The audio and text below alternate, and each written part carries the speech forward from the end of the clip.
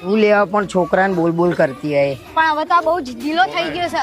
હમણાં કે મારા સાપ જોઈએ છે, એ તો કઈ રમવાની વસ્તુ છે. એટલે છોકરું તો જીદ કરે, મુએ નાનો તો જીદ કરતો તો. પણ આવી જીદ અને અહીંયા જેટલું છે એ બધું એને લેવું છે, એના બાપનું છે બધું. હા જ તો.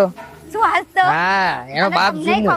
પણ તમને ખબર નહીં પડતી અહીંયા. હા, સાપ તો કઈ રમવાની વસ્તુ કઈડી બઈડી જશે તો તે છોકરાને ખબર પડે? આપણ ગઈડાને તો ખબર પડે કે નહીં. તમે જ સામેથી આલો છો કે લે રમ, આ તો કોઈ વસ્તુ છે.